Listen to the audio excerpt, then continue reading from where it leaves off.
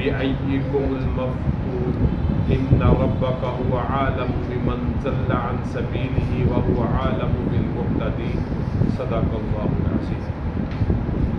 اللہم صلی علی محمد وعلی آل محمد کما صلیت علی ابراہیم وعلی آل ابراہیم انک حمید مجید۔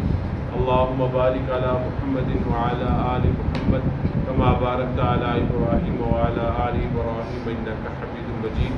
رب زدنی علما رب اشرح لی صدری ویسر لی امری واحلل عقدۃ من لسانی یفقہوا قولی۔ سورہ قلم ارشاد باری تعالیٰ ہے نون والقلم وما یسطرون، قلم کی قسم ہے اور اس کی جو اس سے لکھتے ہیں۔ ما انت بنعمت ربک بمجنون، آپ اللہ کے فضل سے دیوانے نہیں ہیں۔ وَإِنَّ، اور بے شک لَكَ لَأَجْرًا غَيْرَ مَمْنُونٍ، آپ کے لیے تو بے شمار اجر ہے۔ وَإِنَّكَ لَعَلَىٰ خُلُقٍ عَظِيمٍ، اور بے شک آپ تو بڑے ہی خوش اخلاق ہیں۔ فَسَتُبْصِرُ وَيُبْصِرُونَ، بس ان قریب آپ بھی دیکھ لیں گے اور وہ بھی دیکھ لیں گے۔ بِأَيِّكُمُ الْمَفْتُونُ، کہ تم میں سے کون دیوانہ ہے۔ سورہ قلم مکی صورتوں میں سے ایک سورہ مبارکہ ہے جس کی 2 رکوع اور 52 آیات مبارکہ ہیں، اور بالکل ابتدائی زمانے میں ابتدائی اسلام میں نازل ہونے والی صورتوں میں سے ایک صورت ہے۔ مفسرین نے بیان کیا ہے کہ یہ اللہ رب العزت پہ اترنے والی وحی جو ہے وہ 4تھی وحی ہے۔ سب سے پہلے سورہ علق کی 5 آیات کا نزول ہوا، اس کے بعد سورہ فاتحہ نازل ہوئی، اور اس کے بعد سورہ مزمل نازل ہوئی، اور اس کے بعد یہ سورہ مبارکہ سورہ قلم نازل ہوئی۔ یعنی 4تھی وحی ہے جو اللہ رب العزت کے حبیب پیغمبر صلی اللہ علیہ وسلم پر قرآن مجید کی صورت میں نازل ہوئی۔ سورہ قلم مشرکین مکہ کی طرف سے ہونے والی بدتمیزی، صرف بدتمیزی نہیں، ان کا خواص باختہ ہونا، ان کے دماغوں کا خراب ہونا، اور نبی علیہ السلام پر طرح طرح کے الزامات تراشنا، آپ صلی اللہ علیہ وسلم کو نعوذ باللہ من ذالک نقل کفر نباشد، آپ کو مجنون کہنا، آپ کو دیوانہ کہنا۔ اللہ رب العزت کو یہ بات بالکل بھی پسند نہیں آئی۔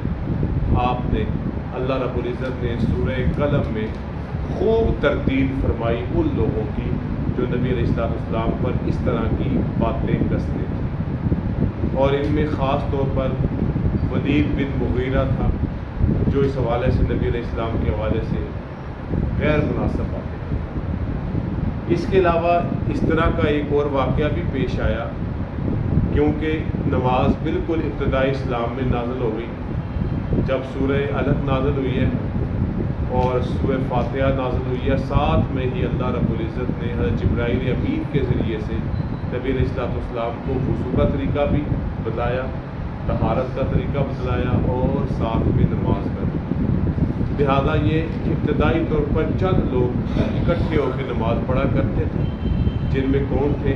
نبی علیہ السلام خود تھے، آپ کی زوجہ حضرت خدیجہ تھی، آپ کے غلام حضرت زید بن حارثہ تھے، آپ کی پالنے والی حضرت ام ایمن تھی جو نبی علیہ السلام کی والدہ کی لونڈیاں تھیں، اور پھر انہوں نے نبی علیہ السلام کا بعد میں بہت خیال رکھا۔ بچوں میں حضرت علی مرتضیٰ تھے۔ جب کفار مکہ ان کو نماز پڑھتے ہوئے دیکھتے تو نماز کے سارے عمل کو اور ارکان کو کہتے یہ کیا کر رہے ہیں، کبھی کھڑے ہوتے ہیں، کبھی اس طرح کی حالت میں چلے جاتے ہیں رکوع میں، کبھی سجدے میں چلے جاتے ہیں، حالانکہ ان کو معلوم تھا کہ یہ بھی عبادت کا طریقہ ہے، لیکن ضد، ہر ڈرمی، دماغ کا بھوسا بھرا ہوا ہونا، یہ تمام چیزیں ان کے راہ میں حق کو قبول کرنے میں ایک مزاحم تھی، رکاوٹ تھی، لہٰذا انہوں نے اس طرح کی باتیں کی۔ یہ باتیں اللہ کو کسی طور پہ پسند نہیں آئی، تو اللہ رب العزت نے پھر ان آیات کے ذریعے سے کفار مکہ کی خوب ٹھکائی فرمائی، خوب ان کو جواب دیا۔ ارشاد باری تعالیٰ ہے نون والقلم وما یسطرون، نون یہ حروف مقطعات میں سے ہے جس کا معنی اللہ خوب جانتے ہیں، لیکن بعض مفسرین نے بعض حروف مقطعات کے معنی بیان کیے لیکن وہ ختمی نہیں ہے۔ یہاں لفظ نون سے دو معنی بیان کیے، ایک نون سے مراد حضرت یونس علیہ السلام، نون ذنون مچھلی والے، اسی سورہ مبارکہ میں آخر میں جا کے یونس علیہ السلام کا تذکرہ، تو اسلام مسلم کا اس نون کا تعلق حضرت یونس علیہ السلام کے ساتھ ہے، وہ مچھلی کے پیٹ میں گئے تھے۔ دوسرا نون کا معنی دوات لیا گیا ہے۔ عربی کے بعض اشعار ایسے ہیں جہاں پہ لفظ نون کو، نون واو نون کو دوات کے معنوں میں لیا گیا ہے، تو یہاں پر دو معنی ہیں، باقی اللہ بہتر جانے اس لفظ نون کا کیا معنی ہے۔ اگر ہم اس کو اس صورت کے حوالے سے دیکھیں تو مچھلی والا بھی مراد ہو سکتا ہے اور دوات بھی مراد ہو، کہ آگے قلم کا ذکر ہے، نون قسم ہے دوات کی، والقلم اور وہ آلہ جس سے لکھا جاتا ہے، قلم، وما یسطرون اور اس کی جو اس سے لکھتے ہیں، یعنی اللہ تعالیٰ نے یہاں پر تینوں جو چیزیں بیان کی ہیں اس کا تعلق علم کے حصول کی طرف ہے۔ یسطرون جو لکھا جاتا ہے، عام لکھائی بھی مراد ہے جو ہم لکھتے ہیں، اور اگر اس کو خاص طور پہ مراد لیا جائے تو اللہ تعالیٰ جو انسانوں کی تقدیر کو لکھتے ہیں وہ بھی مراد ہو سکتا ہے۔ ما انت بنعمت ربک بمجنون، آپ اللہ کے فضل سے دیوانے نہیں۔ القلم اور وہ آلہ جس سے لکھا جاتا ہے، قلم، وما یسطرون اور اس کی جو اس سے لکھتے ہیں، یعنی اللہ تعالیٰ نے یہاں پر تینوں جو چیزیں بیان کی ہیں اس کا تعلق علم کے حصول کی طرف ہے۔ یسطرون جو لکھا جاتا ہے، عام لکھائی بھی مراد ہے جو ہم لکھتے ہیں، اور اگر اس کو خاص طور پہ مراد لیا جائے تو اللہ تعالیٰ جو انسانوں کی تقدیر کو لکھتے ہیں وہ بھی مراد ہو سکتا ہے۔ ما انت بنعمت ربک بمجنون، آپ اللہ کے فضل سے دیوانے نہیں۔ یہ جو بکڑ بکواس قریش مکہ کرتے ہیں، کفار مکہ کرتے ہیں، ان کی بکڑ بکواس ان کے منہ میں، آپ میرے محبوب ایسے نہیں ہیں جیسے وہ آپ کے بارے میں کہتے ہیں۔ وَإِنَّ لَكَ لَأَجْرًا غَيْرَ مَمْنُونٍ، آپ کے لیے تو بے شمار اجر ہے، یعنی آپ جو تبلیغ کرتے ہیں، آپ کلمہ حق بلند کرتے ہیں، اللہ کی عبادت کرتے ہیں، اللہ وحدہ لا شریک کی جو ہے عبادت کرتے ہیں، اللہ کی وحدانیت کا، اس کی عبودیت کا، تمام تر صفات کے ساتھ اللہ کو جو مانتے ہیں اس کے ساتھ کسی کو شریک نہیں ٹھہراتے، اے میرے محبوب آپ فکر نہ کیجئے، ان تمام چیزوں کا اللہ کے پاس آپ کے لیے بے شمار اجر ہے، آپ ان کی باتوں سے گھبرائیں مت۔ وَإِنَّكَ لَعَلَىٰ خُلُقٍ عَظِيمٍ، اور بے شک آپ تو بڑے ہی خوش اخلاق ہیں۔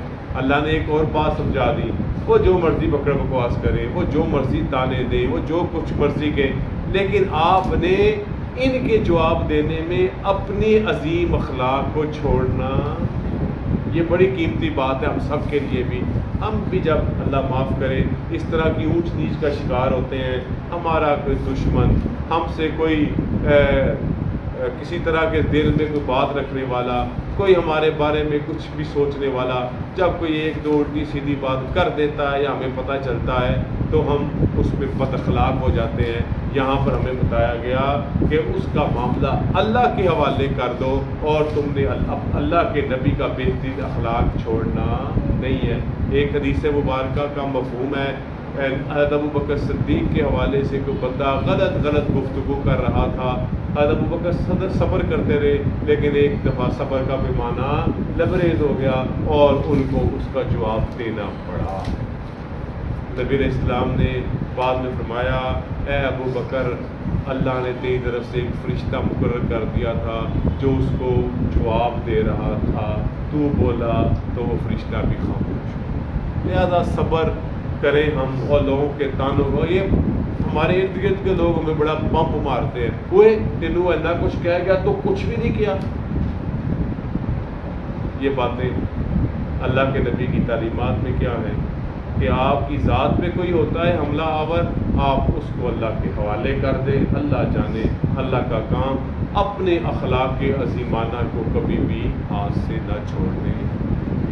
وَإِنَّكَ لَعَلَىٰ خُلُقٍ عَظِيمٍ، وہ جو کچھ کہتے ہیں ان کو کہنے دیں، اے اللہ کے رسول آپ تو بڑے عظیم اخلاق کے مالک ہیں۔ فَسَتُبْصِرُ وَيُبْصِرُونَ، پھر ان قریب آپ بھی دیکھ لیں گے، وہ بھی دیکھ لیں گے۔ بِأَيِّكُمُ الْمَفْتُونُ، کہ تم میں سے کون دیوانہ ہے۔ وہ پاگل دیوانے ہیں کہ آپ؟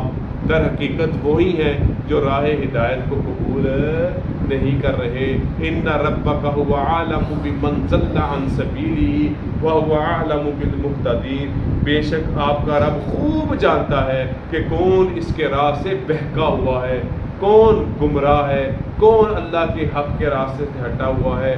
وَهُوَ عَالَمُ بِالْمُهْتَدِينَ، اور وہ ہدایت پانے والوں کی بھی خوب جانتا ہے۔ آپ اس کی فکر نہ کریں، بلکہ آگے اللہ نے فرمایا فَلَا تُطِعِ الْمُكَذِّبِينَ، بس آپ جھٹلانے والوں کا کہاں نہ مانیں۔ جو آپ کو جھٹلاتے ہیں، آپ کے حوالے سے غلط باتیں کرتے ہیں، آپ ان کی طرف متوجہ نہ ہوں، ان کی باتوں میں نہ آئیں۔ اور پھر ارشاد ہوا وَدُّوا لَوْ تُدْهِنُوا فَيُدْهِنُونَ، وہ تو چاہتے ہیں کہ کہیں آپ نرمی کریں تو وہ بھی نرمی کریں، مطلب آپ بھی عقیدے میں کمزور ہوں، عقیدے میں کمپرومائز کریں تو وہ بھی کچھ کمپرومائز کر لیں، لیکن آپ نے کسی طور پر بھی ان کی باتوں میں آ کر اللہ کے دین کی تعلیمات کو چھوڑنا نہیں ہے۔ پھر ارشاد ہوا وَلَا تُطِعْ كُلَّ حَلَّافٍ مَّهِينٍ، اور ہر قسمیں کھانے والے ذلیل کا کہاں نہ مانے، حَمَّازٍ مَّشَّاءٍ بِنَمِيمٍ، وہ جو تانا دینے والا، چغلی کھانے والا ہے۔ یہ مفسرین نے کہا بطور خاص یہ ذکر ہے ولید بن مغیرہ کا، جس نے نبی علیہ السلام کے حوالے سے ذاتی حیثیت میں بڑی غیر مناسب گفتگو کی۔ اللہ تعالیٰ نے اس کی اب برائیوں کو بیان کیا۔ حماز مشاء، جو تانا دینے والا بھی ہے اور چغلی کھانے والا بھی ہے۔ مناع للخیر معتد اثیم، نیکی سے روکنے والا اور حد سے بڑا ہوا گناہگار بھی ہے۔ یعنی وہ ایسا بندہ ہے کہ لوگوں کو نیکی سے بھی روکتا ہے اور حد سے بڑا ہوا گناہگار بھی ہے، یعنی اس کا گناہ بھی بڑا ہلاکت انگیز ہے۔ عُتُلٍ بعد ذَلِکَ زَنِیمٍ، بڑا اجڑ اس کے بعد بد اصل بھی ہے۔ اجڑ کا کیا مطلب ہے؟ بڑا ہی ڈھیٹ ہے، بڑا ہی اعلیٰ قسم کا ظالم ہے، ضدی ہے اور بڑا ہی بد اصل بھی ہے۔ یعنی کون؟ وہ ولید بن مغیرہ، جس نے نبی علیہ السلام کے حوالے سے غیر مناسب ان کان ذا مال و بنین، اس لیے کہ وہ مالدار اور اولاد والا ہے، یعنی وہ سمجھتا ہے کہ میں کیا ہوں؟ اولاد والا، صاحب اولاد ہوں، مال والا ہوں، یہ مال اور میری اولاد مجھ کو ہر طرح سے بچا لے گی، لیکن وہ نہیں جانتا یہ چیزیں بچانے والی نہیں ہے۔ اذا تتلی علیہ آیاتنا، جب اس پر ہماری آیتیں پڑھی جاتی ہیں، کون؟ وہی ولید بن مغیرہ، قالا اساطیر الاولین، پڑھی جاتی ہیں، کون؟ وہی ولید بن مغیرہ، قالا اساطیر الاولین، تو کہتا ہے یہ صرف پہلوں کی کہانیاں ہیں، یہ پہلوں کے قصے اور کچھ بھی نہیں ہے۔ سنسمہ علی الخرطوم، ان قریب ہم اس کی ناک پر داغ لگائیں گے، مطلب کیا؟ ہم اس کو ذلیل و رسوا کریں گے۔ یعنی ناک، ہم کیا کہتے ہیں ہمارے ہاں، تو میری ناک کی نہیں رکھی، مطلب کیا؟ تو نے مجھے ذلیل ہی کروا دیا۔ تو یہاں پر بھی کیا ہے؟ یہ جو نبی علیہ السلام کی ذات اطہر کے بارے میں غیر مناسب گفتگو کرتا ہے، اللہ تعالیٰ اس کو بھی خاک آلود کریں گے، ذلیل کریں گے، اس کی عزت کو ختم کریں گے۔ انا بلوناہم کما بلونا اصحاب الجنت اذ اقسموا لَيَصْرِمُنَّهَا مُصْبِحِينَ، بے شک ہم نے ان کو آزمایا جیسا کہ ہم نے اصحاب جنت کو، یعنی باغ والوں کو آزمایا، جب انہوں نے قسم کھائی تھی کہ وہ ضرور صبح ہوتے اس کا پھل توڑ لیں گے. یہ اگلی بات ہے، انشاءاللہ اس کا تذکرہ آئندہ درس میں ہوگا.